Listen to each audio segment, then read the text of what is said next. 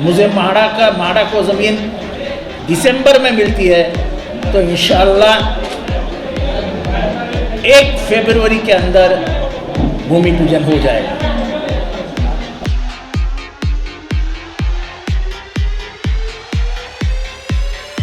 लगभग मुझे लगता है 201 करोड़ रुपए अजित पवार जी ने माफ़ कर दिए। जब पहली बार टोरेंट आया, मीटर लगाने के पैसे नहीं लगेंगे, मैं टोरेंट वालों से बात करूँगा। वो गलत है, ये गलत काम है। मीटर लगाने का कोई पैसा नहीं दिया जाता है।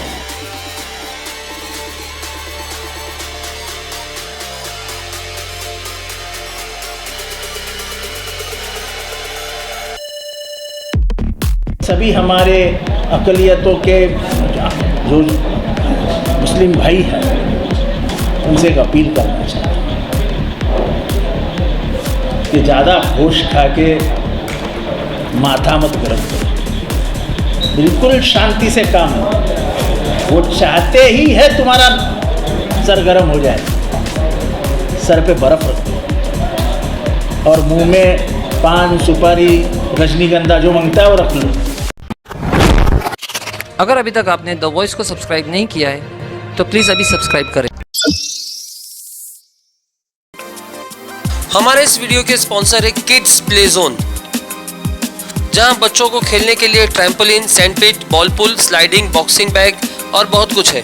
मोबाइल एडिक्शन से दूर बच्चों की चुस्ती, फुर्ती और तंदुरुस्ती के लिए आज ही विजिट कीजिए kids play zone at 249A first floor next to tip top sweets, Kalyan Naka, Bhiwandi.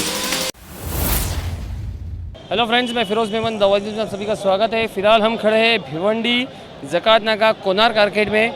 यहाँ पे एक बहुत ही बड़ा कार्यक्रम रखा गया है। कार्यक्रम इस तरह से है कि भिवंडी शहर राष्ट्रवादी कांग्रेस पार्टी की एक ऑफिशियल ऑफिस, जो हेड ऑफिस होते हैं भिवंडी शहर की, वो ऑफिस की आज यहाँ पे ओपनिंग है।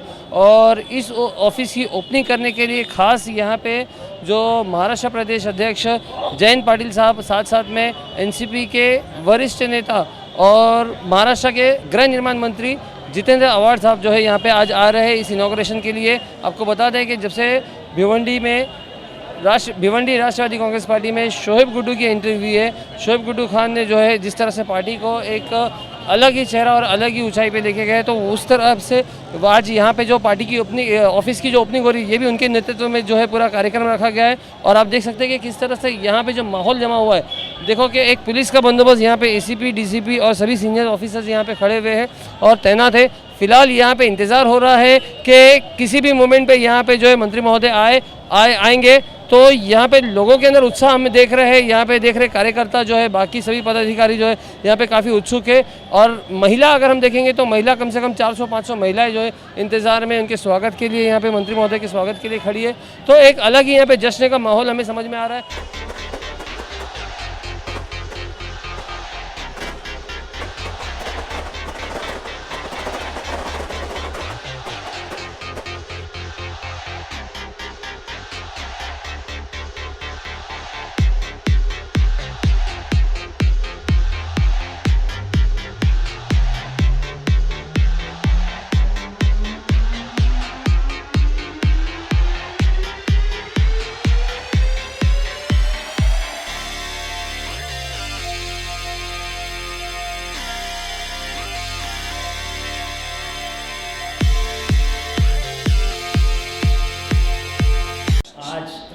हमारे नेता, हमारे लोकप्रिय नेता जयंत पाटिल साहब का यहाँ ऑफिस के उद्घाटन के लिए आगमन हुआ।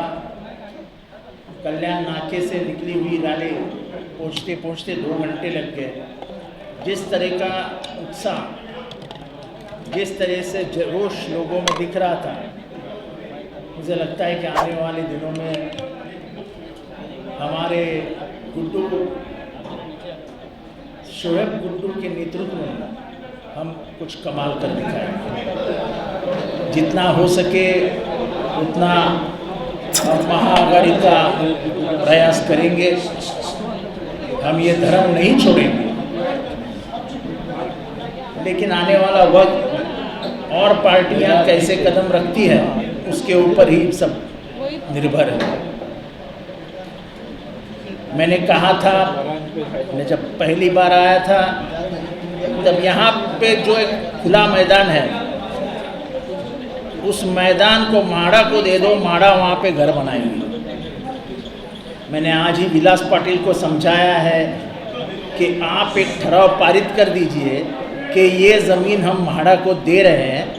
माड़ा उस ज़मीन को हाथ में लेके, अगर मुझे माड़ा को ज़मीन दिसंबर में मिलती है तो इंशाअल्लाह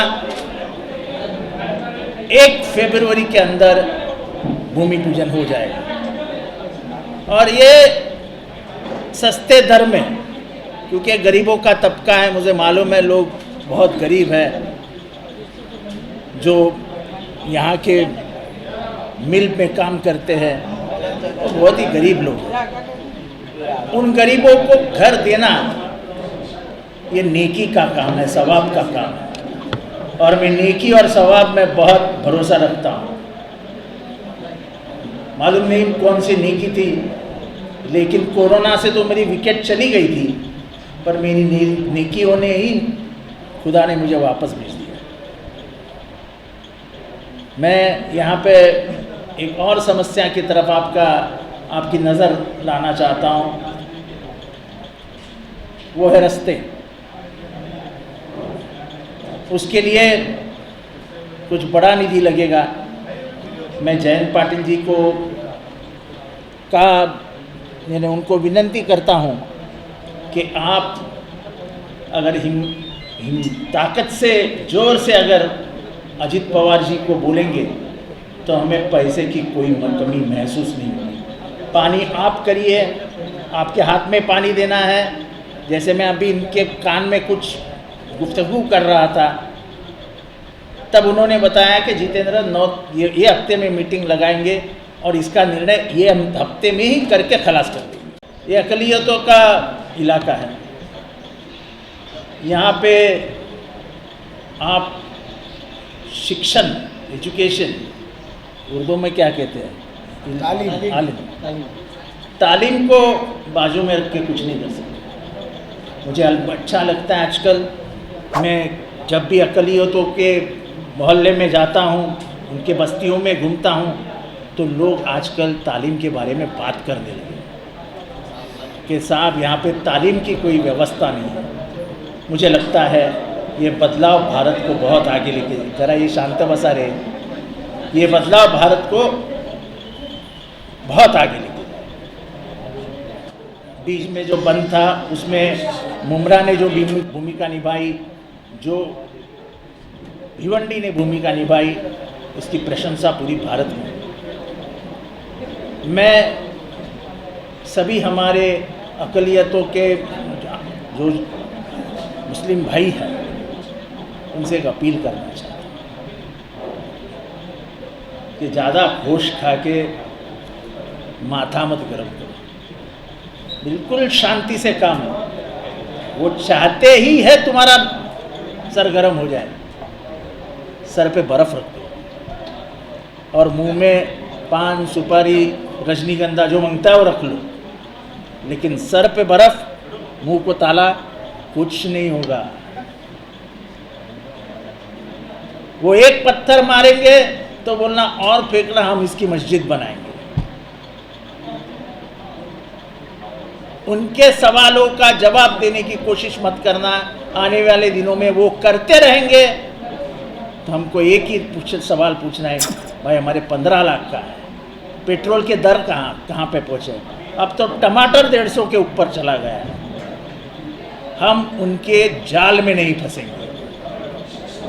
खास करके भिवंडी में, याद रखो मैं जो बोल रहा हूँ, खास करके भिवंडी में ये बोल रहा हूँ कि हम उनके हरकतों के जाल में नहीं फंसे।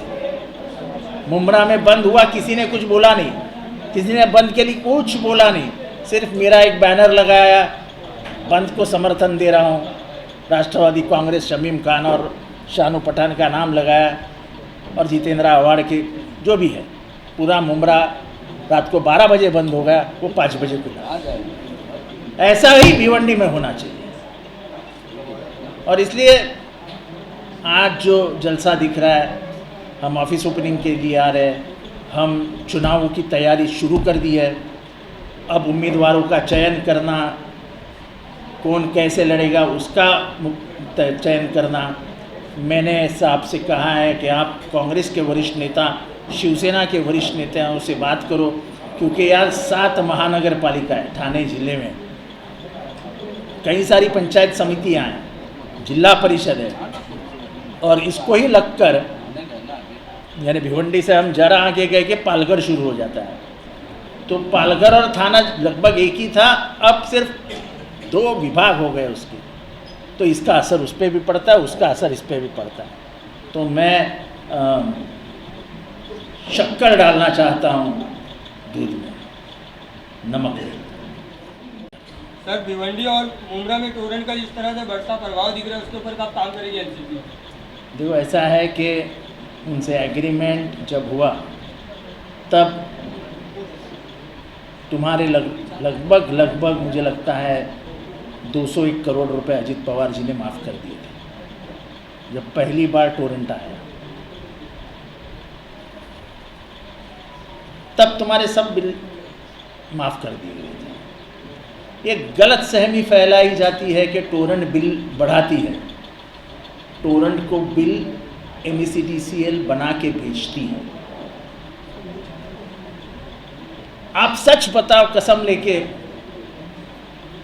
कि जब हमारे यहाँ क्या बोलते उसको,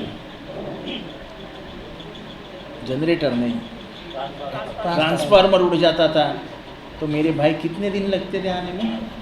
20 दिन। बोलो जोर से, तुम ही बोलो। 15 से 20 दिन। और आज 15 मिनट में आता है। लाइट जाता है, अभी जाती है। यहाँ से पावर लूम का हट जाना, इसकी वजह ही इलेक्ट्रिसिटी की।